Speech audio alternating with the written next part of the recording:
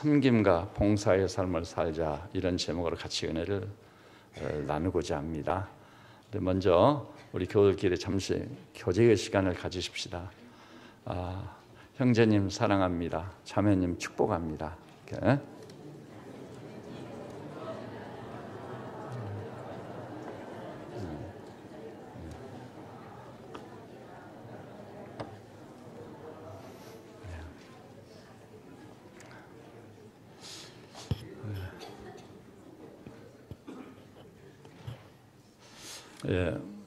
오늘 이 설교는 2017년을 앞에 두고 묵은회를 보내면서 이 교회를 섬기는 모든 양무리들에게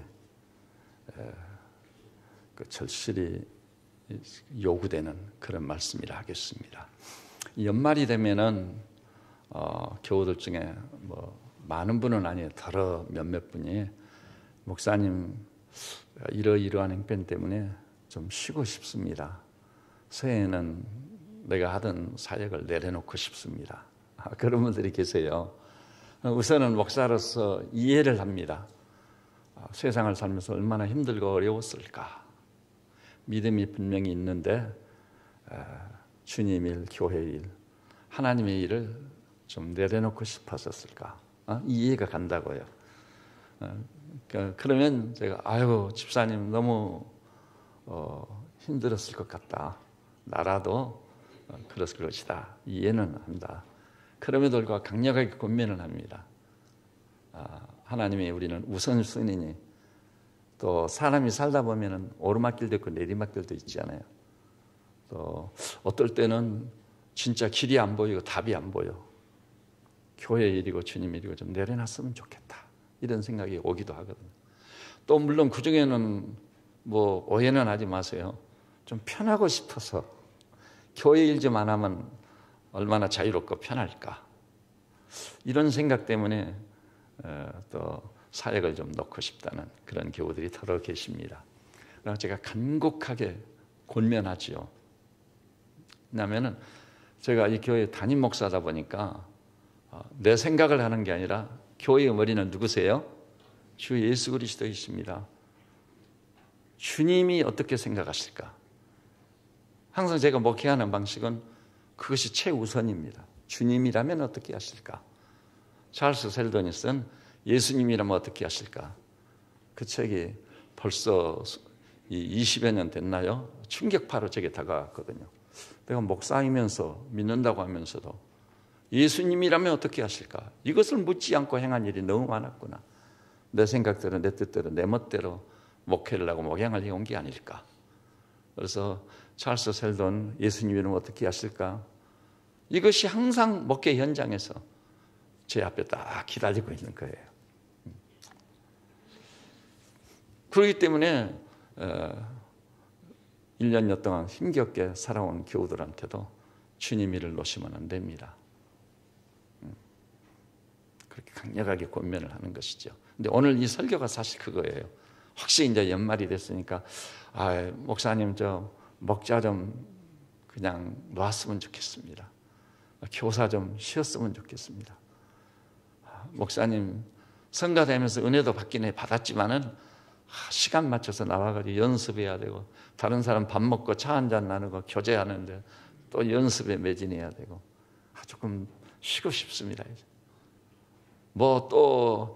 이런 분도 있을 수 있어요. 교회가 팀들이 있고 목장들이 있지 않아요. 거기서 사역을 해야 했던 분들이 좀 이제는 쉬고 싶다. 근데 여기에는 또 사람이 게으름이 끼어들기도 합니다. 교회 일 좀 하고 주님 일 좀 안 했으면 얼마나 편하고 좋을까. 그럼에도 불구하고 저는 오늘 이 말씀으로 답을 드리고 싶은 겁니다. 그렇다고 오해는 하지 마세요. 그 일을 놓고 싶다는, 사역을 좀 쉬고 싶다는 분들이 많다는 얘기는 아니에요. 거의 없어요. 그 혹시 높아시면서 그 다음에 또 우리가 섬김과 봉사에 매진해야 되는데 도대체 섬김과 봉사는 어떻게 하는 것인가? 짧은 시간이지만 이 말씀을 통해서 그게 사실 중심 주제인 거죠. 그것을 살피면서 은혜를 받고 내가 다시 한번 새롭게 이렇게 주님을 섬기고 교회를 섬기고 형제자매를 섬기고 이웃을 섬겨야 되겠다. 이런 최심한 영적 결단을 내릴 수 있도록 하고 싶은 것입니다. 그럼 오늘 본문을 주목해서 보세요. 너무나 잘 알려진 본문이죠. 주님께서 그 본문에 보니까 가버나움에 들어가셨거든요. 가버나움 그 현장을 가본 일이 있어요. 근데 예수님이요, 많은 병자를 고치시고 귀신을 쫓아냈다는 얘기를 듣고 의학적인 혜택을 받을 수 없는 시대이기에 구름같이 많은 사람이 모여들었어요. 본문에 보니까 병행구들 보니까 온 마을이 다 모였어요. 이웃 마을까지 달려갔을 겁니다. 그런데 그 지역에요, 사지가 마비된 중풍병자가 있었어요.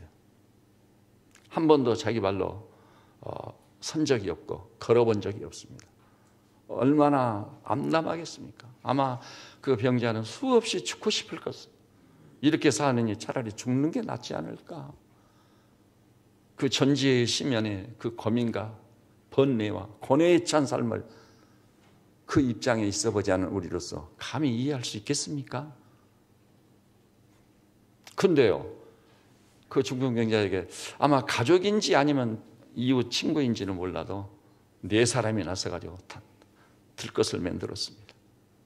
그리고 이 중풍병자를 들것에 실었습니다. 내 귀퉁이를 잡고 주님이 머무르고 있는 집을 향해 갔습니다. 여러분 기억하십시오. 예수님을 향해 갈 때는 사지가 마비된 채 친구 네 사람이 의해서 들것에 실현받아요. 옮겨지지 않으면 안 됐던 것입니다. 얼마나 참담한 인생입니까? 그런데 너무나 놀라운 사실은 우리 예수님을 만나가지고 결과적으로는 주님이 뭐라고 그랬죠? 중풍병자에게 일어나 내 상을 가지고 내 집으로 가라.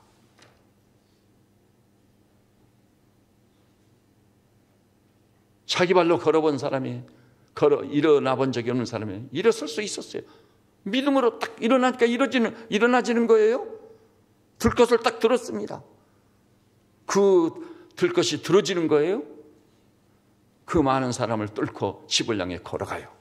걸어가지는 거예요. 아마 이 환자는 그 집을 나서는 순간 들것을 들고 집을 향해 달려갔을 겁니다. 아마 날아가듯이 갔을 겁니다. 엄청난 기적을 체험했고 하나님의 살아계심과 능력을 경험했습니다. 그러니 누워있던 사람이, 사지가 마비된 사람이 발과 발목에 힘을 얻었어요. 일어났습니다. 걸어갔습니다. 달려갔습니다. 할렐루야 찬양했을 겁니다. 본문에 보니까 거기 모인 사람들이 이 엄청난 상황을 목격하고요, 하나님께 큰 영광을 돌렸다. 하나님께서도 큰 영광을 받으신 거예요. 저는 여기 계신 우리 교우들이 오늘이요, 이 교회를 향해 올라올 때 이 중풍병자처럼은 아닐지라도 너무나도 낙심이 되고 좌절이 되고 절망이 되고 머리 깎인 삼손처럼 맥이 빠져 올라왔을지라도 내려가실 때는 발과 발목에 힘을 얻어서 세상을 향해, 세상이 감당치 못할 신앙의 장부들로 달려가고 심지어는 날아가는 성도들 돼요. 그렇게 회복돼요. 내려가실 수 있기를 주님의 이름으로 축원합니다. 그렇다면 오늘 본문의 이 놀라운 역사, 사지가 마비된 사람이 어찌 돌아갈 때는 자기 상을 들고 일어나서 집을 향해 달려갈 수 있었을까? 그래서 거기 모인 사람들이 다 놀라워하고 살아계신 하나님께 존귀와 영광을 돌리는 것입니다. 이런 역사가 도대체 어떻게 해서 일어났느냐고 하는 것입니다. 우리의 관심의 표적은 여기 있는 것입니다. 제가 이 말씀을 고요히 묵상하며 주님 말씀을 주십시오. 제가 말씀을 받아 말하는 자가 되어야 되겠습니다. 신학도 했고 저도 독서도 나름대로 했고요. 또 밖에 나가면은 일반적으로 목사님들이나 동지들로부터 참 양 목사님 독서량이 대단히 많은 것 같다. 그리고 하나님 말씀에는 탁월성을 가지고 있다고 칭찬을 받지만 그것으로 설교하는 게, 그것으로 강단 사역을 하는 게 아니거든요. 주님께 말씀을 받아 말해야 되는 것입니다. 저 에레미야서 보니까 내게 말씀을 받지 않고 자기 멋대로 말씀을 전하는 자들, 자기 생각, 자기 경륜, 자기 경험, 자기 나름대로 가지고 있는 신학적 소양, 이것 가지고 내가 여호와께 말을 받아 말한다고 애치는 자들을 내가 그 입을 치리라. 이게 설교자에게는 두려운 일이에요. 주님께 말씀을 받아 말하느냐 아니면 내 멋대로 말하느냐, 이 기로에 서는 거예요. 그런데 어찌 사람의 머리에서 나온 말과 하나님이 주신 말씀을 비교할 수 있겠느냐? 그것은 비교한다면 뭐라 했죠? 알곡과 죽정. 나 여호와가 말하노라 내 말이 불같지 아니하냐 반석을 쳐서 부스러뜨리는 방망이와 같지 아니하냐.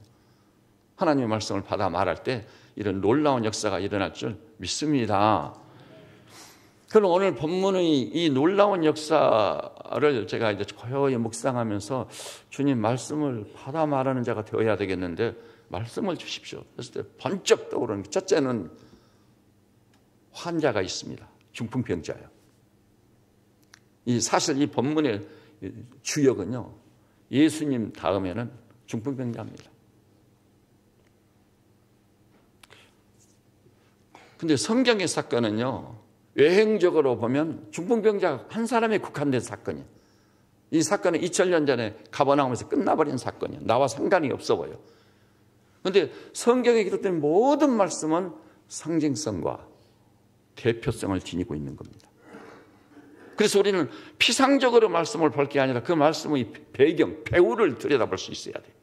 그래서 이 중풍병자도요, 통상적으로 그냥 중풍자란 그 병자, 환자의 사건으로 끝날 수 없다고 하는 것입니다.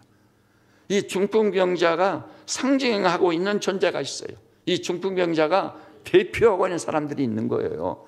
그것을 볼 수 있어야 돼요. 그러니까 여기 말씀으로 기록되어 있는 것이죠.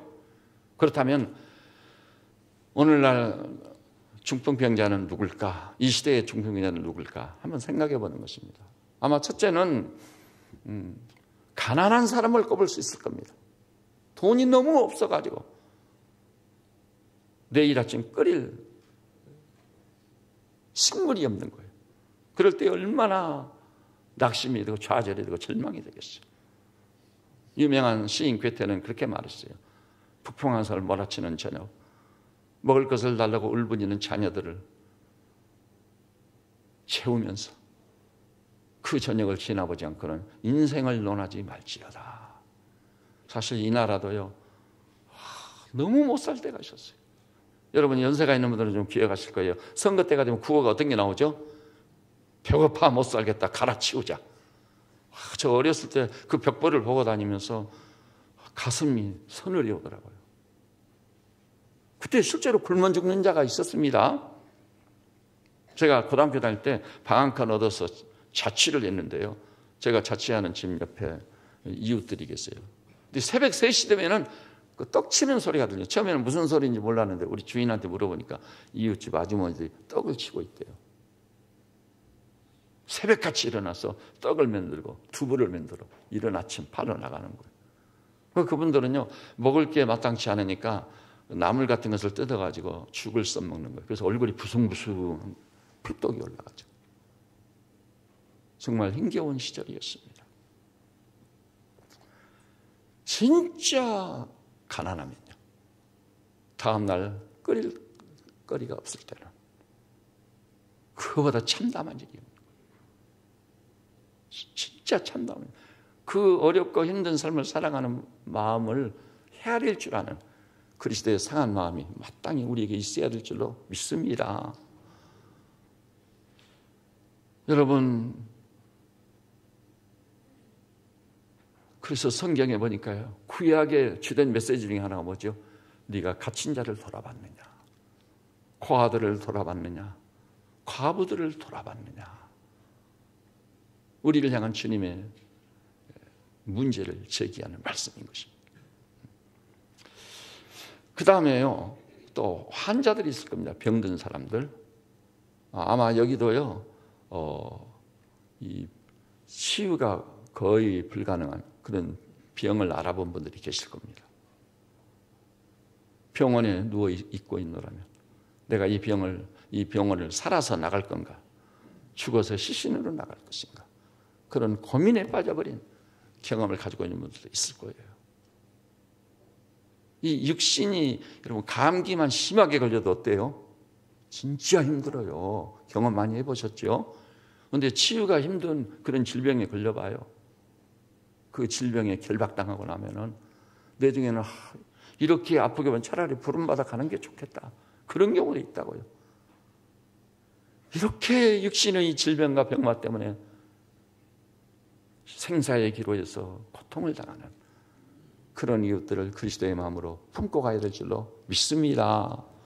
그것이 그리스도인의 마음인 거예요.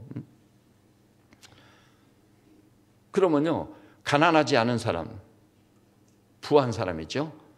신분이 있고 지위가 있고 세상에서 잘 나가는 사람, 그런 사람들은 여기 해당되지 않을까요? 너무나 놀라운 사실은 분명히 돈이 있어요. 부유합니다. 먹을 것, 입을 것 걱정이 없는 사람, 2대, 3대째 놀아도 먹고 살 수 있는 그 부를 지닌 사람들이 있어요. 그런데도 그런 사람들이 낙심하고 좌절하고 절망하고 내중에는 우울증이나 정신과적 치료를 필요로 하는 빠져가지고 자살하는 사람. 뭐 지구촌에서요, 이 사회보장제가 제일 잘 돼 있고 평균적으로 볼 때 교육이나 질병이나 어떤 어려움을 돌보는 사회보장제도가 제일 잘 돼 있는 데가 어디죠? 부끄라파거든요. 너무나 부끄라파야말로 알코올 중독 지수가 제일 높습니다. 부끄라파가요, 자살 지수가 제일 높습니다. 정신질환 지수가 제일 높아요. 분명히 국민 전체가 평균적으로 지구촌에서 어느 나라와 비교할 수가 없어요. 다 잘 살고 있어. 그런데도 불구하고 이렇게 이 사회적 문제가 크단 말이에요. 그런데 이상하게요, 근자에서 우리나라가 이제 부끄라파를 앞서고 있어요. 어떤 면에서는. OECD 국가 중 대한민국이 자살 지수가 제일 높아요. 하루에 43명이 자살하고 있어요. 그런데 자살한 사람을 들여다보니까요, 끓일 것이 없어가지고 자살한 사람도 있어요. 막다른 골목에서. 또 어떤 사람은요, 너무나도 이 건강이 상해가지고 몸이 아파서 이렇게 사느니 차라리 죽는 게 낫겠다. 그리고 자기 목숨을 스스로 끊은 사람이 있어요. 이해는 할 수 있지만 그럼에도 불구하고 문제를 제기하고 싶어요. 그런데 실제로 그래요. 그런데 그러면 부환자나 혹은 지위가 있고 신분이 보장된 사람은 자살하지 않을까요? 여러분 아시잖아요. 얼마 전에 강주대학교 총장이 자기 집무실에서 몸을 던져 자살했습니다. 범양상선 회장도 종로에서 자기 집무실에서 그 높은 빌딩에서 몸을 날려 자살했습니다. 대우그룹 사장이 자살했습니다. 전직 대통령님도 자살했습니다. 그뿐만이 아니에요. 부와 권력을 다 가지고 거머쥐고 있는데 어느 날 아침 자살한단 말이에요. 상류층의 자살 지수가 상당히 높습니다. 왜 그럴까요?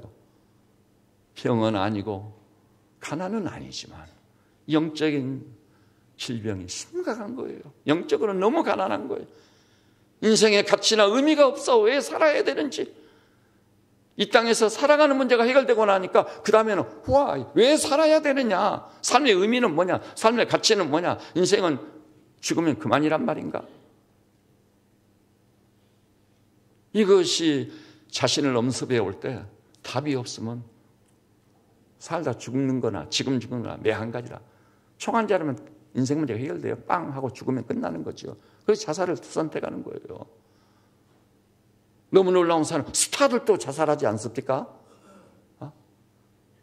객관적으로 볼 때는 자살할 이유가 없어. 스타야. 그러니까 알고 보면은요, 오늘 본문의 중풍병자가 상징하거나 대표하는 그런 환자들이 육신적으로 볼 때, 영적으로 볼 때 너무나 많다고 하는 사실입니다. 오늘 여기 나오신 사랑하는 형제자매님들이시죠. 우리 이웃이 이렇게 세상적인 조건이나 환경을 기준으로 평가해 볼 때, 혹은 보이지 않지만 영적인 내면의 세계를 들여다볼 때 마음이 병든 사람, 정신이 병든 사람, 이런 사람들이 부지기수예요. 이런 사람들을 그리스도의 사랑으로 품을 수 있는 우리 형제자매님들 되시기를 주님의 이름으로 축원합니다. 자, 그러면은요, 이리 환자나 우리가 품어야 될 사람들은 주변에요 널려 있어요. 널려 있습니다, 여러분. 교회가요, 하나님의 사람들이 이들을 예면하고 등지고 산다면 사실은 우리 믿음이 없는 사람들이 이처럼 사랑하사 하나님의 사랑이 무엇인지를 전혀 경험해보지 못한 사람들이요. 그 다음에 이제 두 번째 주님께서 딱 포기하시는 게요. 네 사람이 들것에다가 중풍병자를 누워서 들고 왔거든요. 이것을 협심 혹은 협동, 선교지에서는 협력사역, 또 우리 목회 현장에서는 동사동역한다 이런 표현들을 씁니다. 이것이 얼마나 중요한지, 협력사역에 동사동역하는 게 얼마나 중요한 거예요. 물론 이것이 쉬운 일은 아니에요. 왜냐하면 환자를 누이고 네 귀퉁이에서 네 사람이 들것을 들고 옵니다. 오는데요, 속도를 맞춰야 돼요. 앞선 사람이 너무 빨리 가려고 하면 안 돼요. 그 다음에 힘도 배분을 잘해야 돼요. 한 사람은 힘이 있어서 그냥 확 드는데 한 사람은 힘이 좀 붙으니까 그렇게 들지를 못하고 따라와. 그 쉽지 않습니다. 그렇기 때문에 협력사역이나 동사동역이라는 것이 결코 쉬운 일이 아닙니다. 서로 모든 것을요, 조율과 조정을 해야 되거든요. 근데 그것이 어려워요. 의견이 구구하고 생각이 다르기 때문에 그게 참 어려운 겁니다. 그럼에도 불구하고 하나님께서 강조하신 구약에 보니까 한번 따라서 볼까요? 삼겹줄 신앙은 끊어지지 아니하니라. 이 삼겹줄 협력과 동사동역을 의미하는 겁니다. 그 우리말에도 있잖아요. 백지장도 맞들면 낫다. 혼자 드는 것보다 둘이 들고 넷이 들고 다섯이 들면은요, 재미가 생겨, 기쁨이 생겨. 흥이 나. 우리 체육대회 하면서 그 줄다리기 해보지 않아요? 그 줄에다가 두 손을 얹어서 막 영차하고 당기는데, 내 중에 승부가 가려진다면 저도 재미가 있어요. 협력사역이란 그런 겁니다. 저도 재미가 있는 거, 기쁨이 있는 거. 근데 우리가 살고 있는 우리 시대는 이런 협력이나 동사동역이 쉬운 시대입니까? 어려운 시대입니까? 너무나도 어려운 시대예요. 언제부턴가 이 나라도 예외가 아닙니다. 다 경쟁에 내몰려 있어. 경쟁에서 살아남아야 되기 때문에 이웃이 엎어지는지 넘어지는지 아파 죽는지 굶어 죽는지 알 게 뭐예요? 나만 살면 되는 거예요. 그게 극단적인 이기주의. 이제는요, 사촌도 소용없어. 한 배에서 난 혈육도요, 가정을 꾸미면 그것으로 끝이야. 나만 잘 살면 되는 거야. 극단적인 이 이기주의. 틈새를 뚫고 들어오는 그 무관심. 그리고 무슨 일을 하려고 하면 전부 이해관계를 따지는 거예요. 내가 이것을 해가지고 내게 돌아온 혜택이 뭐냐. 내게 특별히 뭐 혜택이고 손실이나 불리하지 않아. 탁 단절해. 탁 잘라버려요. 어찌하오리까. 그런 시대는요, 마침내 무너집니다. 가정도 무너지고. 또 그렇게 살면은요, 다 가지고 있다 할지라도 사실은 그런 사람들은 영적인 병든 사람이에요. 정신적인 병이 든 사람들. 그래서 우리 시대에 와가지고요, 급히 급성장을 한 게 뭐죠? 상담학이에요, 상담. 여러분, 상담학 무시하면 안 됩니다. 정신과적 치료를 필요로 하는 사람들이 부지기 있어요. 여러분, 내게 이상현상이 있다. 그것이 좀 심각하네. 그러면 여러분도요, 정신과적 치료를 좀 받는 게 유리해요. 그게 좋습니다. 이 정신과적 치료가요, 얼마나 많이 발전을 해왔는지 정신과적 치료를. 그러나 여러분, 궁극적으로 영적인 질병, 정신적인 병은 복음으로만 치료가 가능합니다. 그리스도 외에는 길이 없습니다. 그 십자가의 의미, 부활의 의미, 복음의 최심한 그 본질을 딱 보는 순간, 빛이 비치는 순간, 흑암이 쫙 물러가. 치유가 되고 회복이 돼요.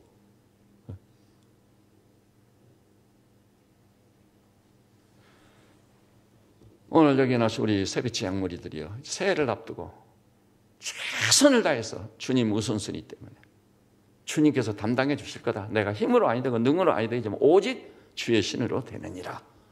주님, 내 힘과 내 능력으로 안 된다는 거 잘 아시죠? 주님이 힘을 주셔야 됩니다. 성령이 나를 사로잡아 충만하게 해주셔야 됩니다. 어떤 일이 있어도 2016년보다 과거보다 더 놀랍고 더 탁월한 사역을 하겠습니다. 그래서 이 본문에 사람들이 다 놀라고 하나님께 영광을 돌렸듯이 그 수준에서 교회를 섬기고 주님을 섬기겠습니다. 이런 영적인 신비한 결단을 내려 믿음으로 진격한다면 길이 열리고 시온의 대로가 뚫리는 놀라운 역사가 나타날 줄 믿으시기를 바랍니다. 그래서 협력사업, 삼겹살은 끊어지지 않는다. 그 다음에 제가 이 말씀을 묵상하면서 세 번째가 뭐냐?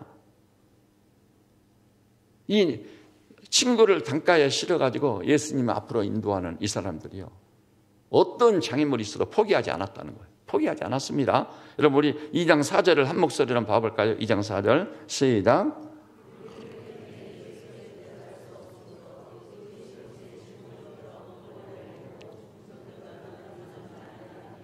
4절은요 아주 의도적인 것 같아요.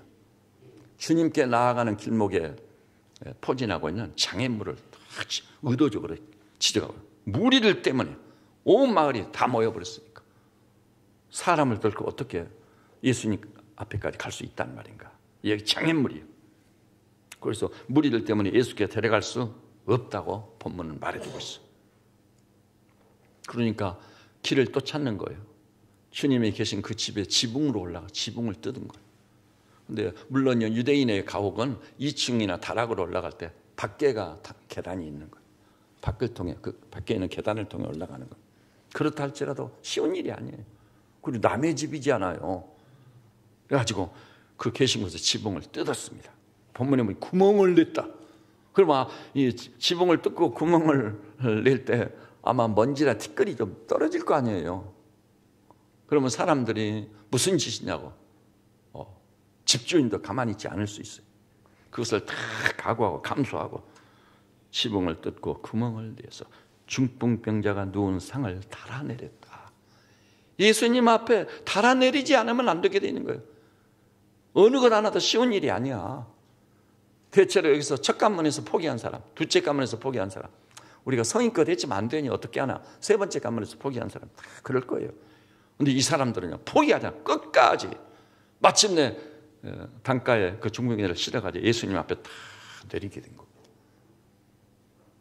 여러분, 우리가 섬기고 봉사한다는 건 뭡니까? 이 팀을 이뤄서 일하다 보면요 견해의 차가 있어요. 그래서 그것을 극복하고 조율하는데 시간이 좀 소요됩니다. 여러 가지 장애물들이 있어요. 그것 때문에 하다가 마는 거. 우리말에도 무슨 얘기가 있죠? 뭐 하다가 뭐 하면은 아니간만 못하는 일. 그 앞에 말이 무슨 말이죠? 잊어버려서 묻는. 네? 가다가 중단하면 아니간만 못하니라. 이게 하나님의 백성이 이스라엘이나 서양이나 동양이나 똑같아요. 어떤 사람은요 99걸음까지 갔는데 한 걸음만 뛰었으면 될 텐데 그 물을 끓여보면 그게 있잖아요. 임계점이라는 게 있잖아요. 대부분의 사람이 실패하는 이유가 임계점 직전에서 포기해버리는 거예요. 오늘 여기 나와서 형제자매들께서는 살아계신 하나님을 믿기 때문에 반드시 임계점까지 가는 그런 성도들 되시기를 바랍니다. 장애물을 제거하고 장벽들을 무너뜨리고 주님을 의지하여 담력을 얻어 주의 대로를 발견하고 달려가야 돼요. 그래가지고 그 환자를 예수님 앞에까지 데리고 가는 거예요. 우리 성김과 봉사는 결국은요 나를 포함해서 같이 동역을 이루는 형제자매들 또 새로운 분들을 모시고 주님 앞에까지 가는 것입니다. 주님 앞에까지 가는 거예요. 이렇게 해서 사지가 마비된 사람이 단가에 실려 가가지고 돌아올 때는 단가를 들고 일어나서 달려가며 집으로 돌아가는 놀라운 역사가 일어나는 거예요. 그러나요 이 역사가 일어나게 된 이면을 보니까 결정적인 것이 있습니다. 이제 그 결정적인 게 뭘 것 같아요? 5절에 기록되어 있어요. 5절을 한 목소리로 한번 봐볼까요? 시작.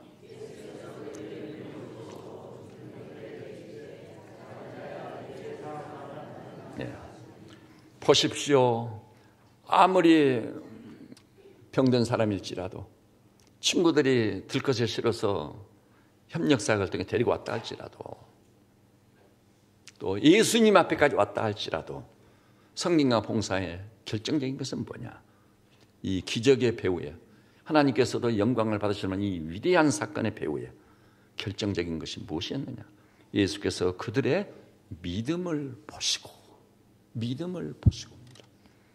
아무리 교회 일이고 주님 일이라 할지라도요 믿음으로 하지 않으면 의미가 없습니다. 소용이 없습니다. 우리 주님은 받으실 수 없어요. 왜? 행위적으로는 받으실 만할지 몰라. 사람들로부터 칭찬을, 박수를 얻어낼 수 있을지 몰라. 그러나 주님이 보실 때 믿음이 빠져버리는 섬김과 봉사, 아무 의미가 없습니다. 명심하십시오. 그래서 신약 성경에는요, 죄의 개념도 바꿔줬어요. 구약에는 율법을 어기는 게 죄지 않아요. 근데 신약 성경은 그게 아니에요. 로마서 14장 보니까 따라서 해볼까요? 믿음으로 아니한 것이 다 죄니라. 여러분 혹시 이 자리에서 아직 예수 그리스도를 확실히 믿는 믿음에 이르지 못했다면 명심하십시오. 여러분이 생각하는 것처럼 믿음이 빈약한 게 아닙니다. 나약한 사람, 무능한 사람이나 하나님 의지하고 믿고 천만의 말씀입니다.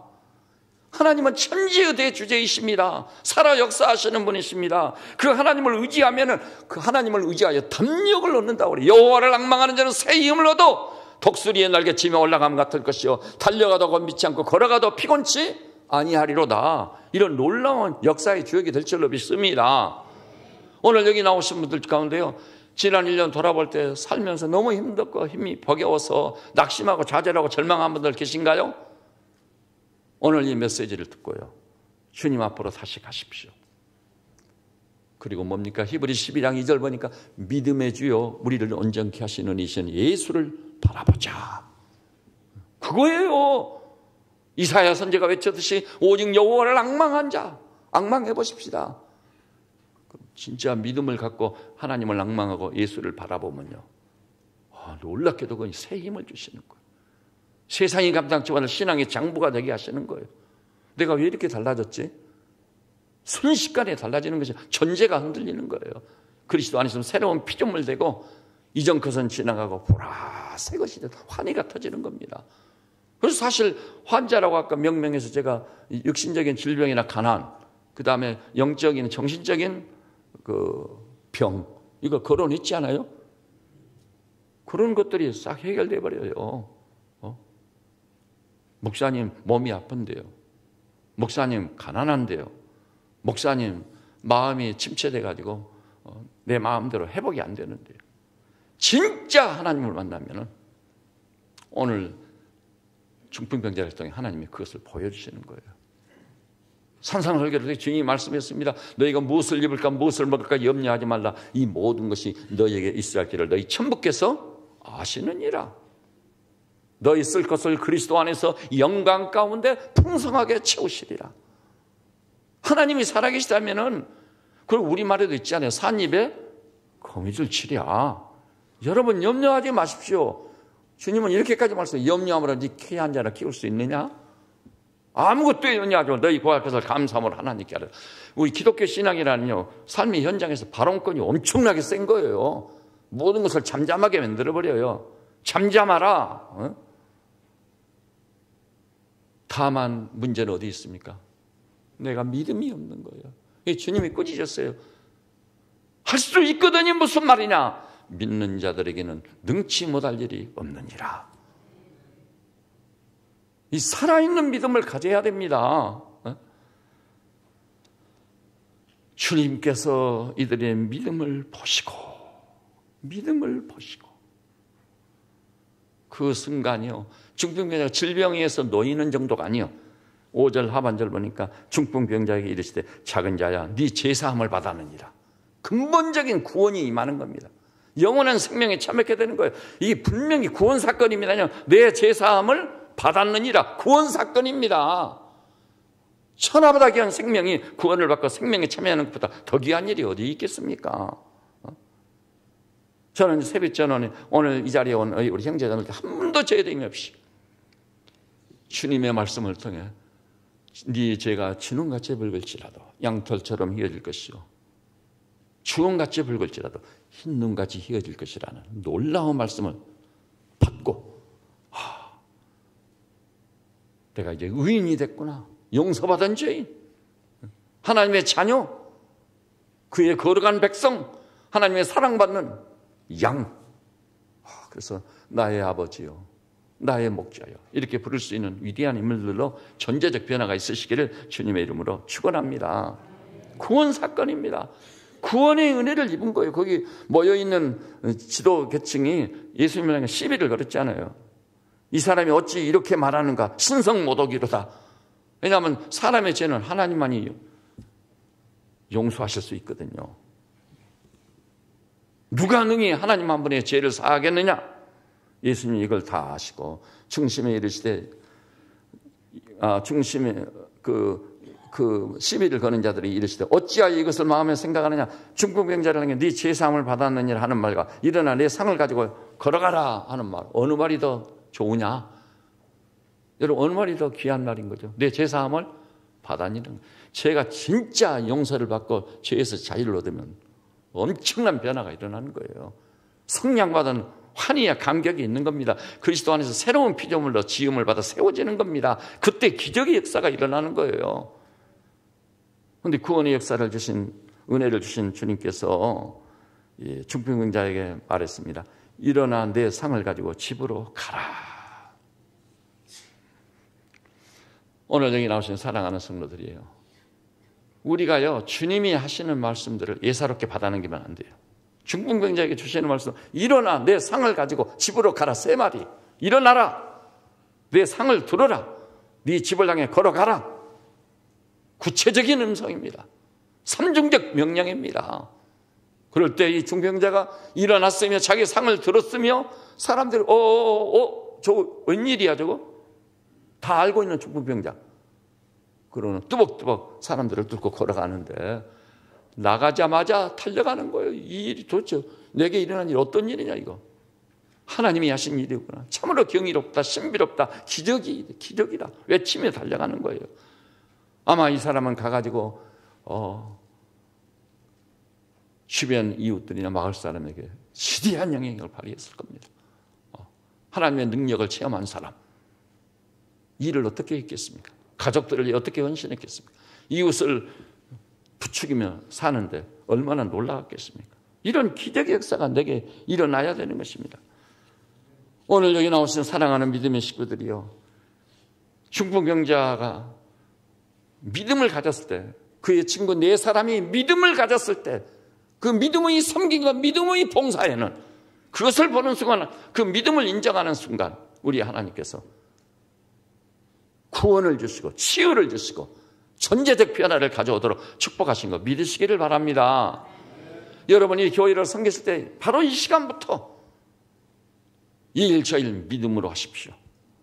믿음이 안 생기면 주님께 탁 굴복해서, 주님, 제게 믿음이 없는데요, 기쁨이 없는데요, 감사가 없는데요, 내게 감사를 주시고 기쁨을 주시고 믿음을 주시고 기쁨이 충만해 감사가 넘쳐 찬송하며 일하게 하시고 달려가며 일하게 하시고 사역의 현장이 천국이 되게 하여 주십시오. 그리고 달려가 보십시오. 그래서 불신 이웃들이 와가지고, 아니 믿는 사람들이 모인 교회가 이런 곳이었나? 충격을 받아야 돼. 우리 안내하시는 분들은 새로운 얼굴이 보이면은요, 주님을 맞이하듯 달려가서 끌어안고, 아니 도대체 왜 그러십니까? 할 만큼 괜찮다고 예? 당신이 우리 주님처럼 보인다고 다 손을 잡아주고 끌어안아주고 그렇게 환영하세요. 그리고 주방에서 일하는 거 굳은 일을 하고 있지만, 주님, 내가 형제자매들 먹을 것을 위해서 손에 물을 묻히고 섬길 수 있게 하시니 감사합니다. 너무 감사합니다. 또 어떤 사람, 제가 그랬잖아요. 미국의 세들백 교회예요. 위대한 교회거든요. 대단한 교회입니다. 그게 화장실에 들어갔는데 한 7살, 8살 먹은 놈이 와가지고 스프레이를 탁 하고 나가는 거예요. 그래 한국 목사님들이 붙잡고 지금 너 뿌린 게 뭐냐 했더니, 이 교회에서 자기가 할 일은 이거다고, 냄새나는 화장실에 스프레이를 딱 하고 가는 게 자기 임무며 자기 사역이에요. 그걸 기쁨으로 하는 거예요. 우리 교회도 할 일이 많아요. 전원교회이기 때문에 할 일이 더 많아요. 이 일들을, 내가 할 일은 무엇인지 새해가 되면은 은사 테스트를 할 겁니다. 다시. 그래가지고 은사별로 자기가 기뻐하고 즐기면서 좋아하며 살 수 있는 사역을 맡게 될 겁니다. 그래서 우리 교회에 나온 지 얼마 되지도 않았는데, 와, 교회라는 것은 나가자마자 일하는 곳이네. 근데 그 일하는 것이나 사역을 하는 것인데, 섬기고 봉사하는 것인데, 그것이 축복이 되는 거예요. 그러면 하나님께서요, 말로 할 수 없는 은혜와 축복을 주시는 거예요. 이 본문에 구원만 주시는 것이 아니라 치유의 은혜도 주시듯이 이 중풍병자로서는 제게 생애 최심한 상상도 못했던 전환점이 이루어진 것입니다. 여러분 성경에 보니까 이렇게 말했어요. 소자에게 물 한 컵 대접한 것도 결단코 그 상급을 잃지 않으리라. 여러분 교회 일을 너무 오래 하다가 진저리가 나고 좀 쉬었으면 좋겠다. 근데 어쩌면요 믿음으로 안 해서 결과가 그렇게 믿어져요. 낙오하지 마세요. 물러서지 마세요. 항상 자신의 믿음, 그리스도의 내주를 확인하고 내 혼자 하는 것이야. 주님과 더불어, 주님과 함께. 주님은 약속해놨어요. 볼지어다 세상 끝날까지 내가 너희와 항상 함께 있으리라. 그래서 계시록 2장 10절 보니까 제가 항상 사역자로서 그 말씀을 품고 살거든요. 죽도록 충성하라. 그리하면 생명의 면류관을 내게 주시리라. 상급이라는 게 반드시 있습니다. 이 상급이 얼마나 귀한지 몰라요. 이 상급을 잘 모르는 사람들은 천국만 가면 됐지. 상급은 그거 못 받아도. 근데 그렇지 않습니다, 여러분. 상급이 얼마나 귀하고 또 귀한지 몰라요. 물러서지 말고 목사님 제가 할 일이 없어요. 장로님 저한테 무슨 일 좀 시켜주세요. 소원을 가지고 열망을 가지고 이 믿음을 가지고 해서 주님이 믿음을 보실 때 그때 기적이 일어나 역사가 일어나 그런 위대한 역사의 주역들로 성경과 봉사의 주역들이 되시기를 우리 주님의 이름으로 축원합니다. 네, 기도하십시다. 주님, 하나님은 일하시는 분이었습니다. 이 장엄한 우주와 그 가운데 만물을 절묘하게 말씀 한마디로 신묘막측하게 창조하셨습니다. 그리고 바울이 기도했던 것처럼 만물이 여전히 주님을 의지하여 기동하며 살고 있습니다. 내 아버지가 일하시니 나도 일한다고 주님이 말씀했습니다. 우리 세배치 양무리들도 주님, 이 본문에 나오는 내 친구와 중풍병자처럼 어떤 상황이나 처지에 있든 절대 신앙, 오직 믿음을 가지고 주님, 교회를 세우기 위해서 하나님 나라를 확장하기 위해서 형제 자매들을 품고 섬기고 봉사하여 우리 믿음을 보시고 주께서 중풍병자에게 베풀었던 큰 은혜가 내게도 임하고 이웃들에게도 임하고 소자에게 물 한 컵 대접한 것 결단코 상급을 잃지 않으리라고 하는 하늘에 계신 우리 하나님이 예비한 놀라운 상급을 받는 형제자매들 되게 하여 주시옵소서. 예수님의 이름으로 기도드립니다. 아멘. 이제 이 시간에는 우리 박원석 집사님이 오랜만에 귀국을 하셨어요. 그래서 우리 예배를 위해서 특송을 해주시고